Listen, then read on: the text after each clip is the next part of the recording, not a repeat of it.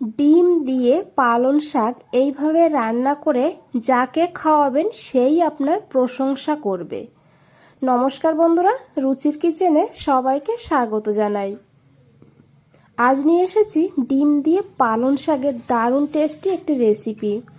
চলুন রেসিপিটা দেখে নেওয়া যাক, আশা করি ভালো লাগবে। এখানে দেখুন আমি 1 মুঠ পালং শাক নিয়েছি। পালং শাকটা একদমই জালি আর ফ্রেশ। শাকটাকে খুব ভালো করে ধুয়ে নিতে হবে। শাকের মধ্যে অনেক বালি কাদা থাকে, তাই যত সময় না পরিষ্কার হচ্ছে তত সময় কিন্তু শাকটাকে ধুয়ে নিয়েছি। তার সঙ্গে বন্ধুরা এখানে লাগবে ডিম। এখানে আমি 6টা ডিম নিয়েছি। ডিমটাকে সিদ্ধ করে খোসাটাকে ছাড়িয়ে নিয়েছি। তো ডিম আর পালং শাক রেডি হয়ে গিয়েছে, এখন রান্নাটা শুরু করব। এখানে একটা কড়াই বসিয়ে দিয়েছি। কড়াইতে দিয়েছি সাদা তেল 1 চামচ। আমি রান্নাটা সাদা তেলে করেছি, আপনারা চাইলে সর্ষের তেলেও করতে পারবেন। তেলের মধ্যে দিয়েছি অল্প করে লবণ, আর এখন খুব ভালো করে তেলটাকে গরম করে নিতে হবে। তো দেখুন তেল খুব ভালোভাবে গরম হয়ে গিয়েছে। এখন এখানে দিতে হবে ডিম। তবে ডিমটাকে এইভাবে একটু কেটে দেবেন, তাহলে কিন্তু ডিমের ভেতরে মশলাটা ঢুকবে। এখন আমি ডিমগুলো দিয়ে দিয়েছি, আর এখন দিয়েছি এখানে অল্প করে হলুদের গুঁড়ো।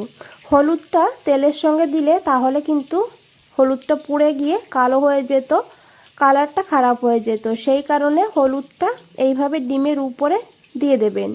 তার সঙ্গে দিয়েছি অল্প করে লঙ্কার গুঁড়ো। এখন খুব ভালো করে ডিমটাকে ভেজে নিতে হবে।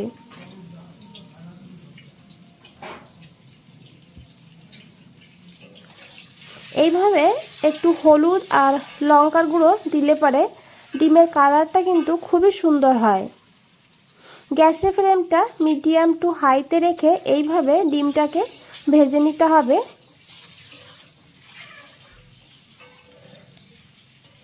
আর তেলের সঙ্গে একটু লবণ দিয়ে দিলে তাহলে কিন্তু কড়াইয়ের গায়ে ডিমটা লেগে যায় না। অনেক সময় দেখা যায় ডিম ভাজার সময় কড়াইয়ের গায়ে লেগে যায়। এইভাবে ভেজে দেখবেন একদমই লেগে যাবে না, ডিমগুলো সুন্দরভাবে ভাজা হবে। তো দেখুন বন্ধুরা, ডিম ভাজা হয়ে গিয়েছে। এইভাবে ডিমটাকে ভেজে নেবেন, তারপরে ডিমটাকে তুলে নিতে হবে। খুব কম তেলে রান্নাটা হয়ে যায়, দেখতে থাকুন, ভালো লাগবে। তো এখানে দেখুন ডিমটা ভেজে আমি তুলে নিয়েছি। এখন এই তেলের মধ্যে দিয়েছি 1/2 চামচ গোটা ধনিয়া, তার সঙ্গে 1/2 চামচ গোটা জিরা।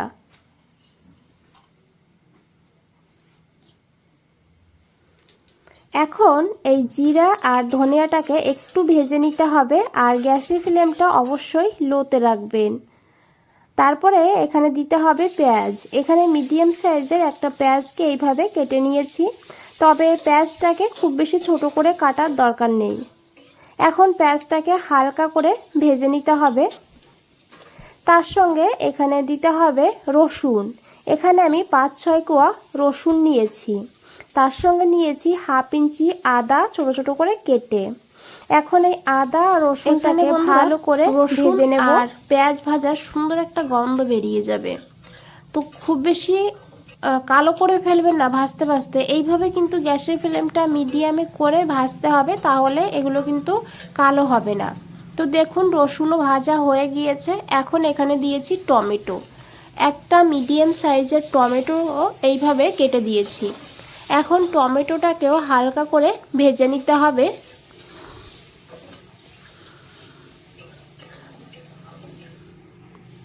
তো দেখুন টমেটো নরম হতে শুরু করে দিয়েছে। এখানে কিন্তু লবণ দেব না, কারণ ডিম ভেজেছিলাম সেখানে লবণ দিয়েছিলাম, সেই লবণটাই কিন্তু কড়াইতে একটু রয়ে গিয়েছিল। তো এতেই কিন্তু মশলাটা সফট হয়ে যাবে। তো দেখুন যখন টমেটো হালকা নরম হয়ে যাবে তখন এখানে দিয়ে দিতে হবে পালং শাকগুলো। পালং শাকগুলো আপনারা চাইলে একটু ছোট ছোট করেও দিতে পারেন, তবে না দিলেও হবে। তো খুব তাড়াতাড়ি কিন্তু এগুলো মজে যাবে। এইভাবে একটু নাড়াচাড়া করে নিতে হবে। তারপরে এখানে দিতে হবে কাঁচা লঙ্কা। এই ঝালেই ঝালটা হবে, তবে এখানে আপনারা শুকনো লঙ্কার ব্যবহারও করতে পারেন। আমি শুধু কাঁচা লঙ্কা দিয়ে রান্নাটা করব। দেখুন এখানে বন্ধুরা প্রায় 2 মিনিট আমি রান্না করে নিয়েছি। এখন দিয়েছি এখানে হাফ চামচ চিনি। চিনিটা অবশ্যই দেবেন, যেহেতু পালং শাক একটু তিরকুটে হয়। আর তাছাড়া কিন্তু এখানে টমেটো দিয়েছি, টমেটোর একটা টক ভাব আছে, সেটাকে ব্যালেন্স করার জন্য চিনিটা এখানে অল্প করে দিতে হবে। দিয়ে খুব ভালো করে মিশিয়ে নিতে হবে। আর এখন এই মশলাটাকে নামিয়ে নিতে হবে। তো এখানে আমি নামিয়ে নিয়েছি, আর এখন এগুলোকে ঠান্ডা করে নিতে হবে। তো দেখুন ঠান্ডা হয়ে গিয়েছে। এখন আমি এটাকে পেস্ট করে নেব। গরম অবস্থায় করবেন না, তাহলে কিন্তু মিক্সচারের ঢাকনা খুলে বাইরে ছিটে পুরো রান্নাঘরটাই নষ্ট হবে। তো দেখুন এখানে আমি মিক্সচার গ্রাইন্ডারে দিয়ে দিয়েছি, আর দিয়েছি সঙ্গে একটু জল, আর দিয়েছি এখানে কিছুটা ধনেপাতা। এখন ঢাকনাটা বন্ধ করে একদম মিহিভাবে পেস্ট করে নেব। তো দেখুন বন্ধুরা, এইভাবে মশলাটাকে বেটে নিতে হবে। এই কড়াইতেই আমি দিয়েছি এক টুকরো বাটার। বাটারের পরিবর্তে আপনারা ঘি না হলে সাদা তেল দিয়েও রান্না করতে পারবেন, তবে বাটার দিলে টেস্টটা বেশি ভালো হবে। বাটারটা মেল্ট হয়ে গেলে দিতে হবে এখানে রসুন।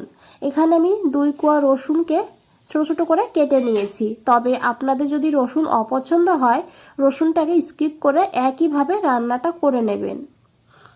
এখন রসুনটাকে হালকা করে ভেজে নেব। তো এখানে খুব সুন্দর একটা গন্ধ বেরিয়েছে রসুন ভাজার। আর গ্যাসের ফ্লেমটা কিন্তু একদম লোতে রাখবেন, না হলে কিন্তু এই বাটার পুড়ে যাবে, আর তখন কিন্তু টেস্টটা খারাপ হয়ে যাবে। তো দেখুন তারপরে দিয়েছি এখানে আমি অল্প করে একটু হলুদের গুঁড়ো, খুবই সামান্য হলুদের গুঁড়ো দিতে হবে। আর 1/4 চামচ মতন দিয়েছি কাশ্মীরি লঙ্কার গুঁড়ো। এতে কিন্তু কালারটা ভালো হবে, ঝাল হবে না। আপনারা চাইলে লাল লঙ্কার গুঁড়ো এখানে দিতে পারেন। তারপরে একটু হালকা করে ভেজে নিয়েছি। তারপরে এখানে দিয়ে দিয়েছি বেটে রাখা সেই পালং শাক, দিয়ে খুব ভালো করে মিশিয়ে নিয়েছি। জারের গায়ে অনেকটা লেগেছিল, তাই একটু জল দিয়ে দিয়েছি। খুব ভালো করে মিশিয়ে নিতে হবে। তো দেখুন বন্ধুরা, গ্রেভিটা ফুটতে শুরু করে দিয়েছে। এখন দিয়েছি এখানে পরিমাণ মতন লবণ, দিয়ে খুব ভালো করে মিশিয়ে নিতে হবে।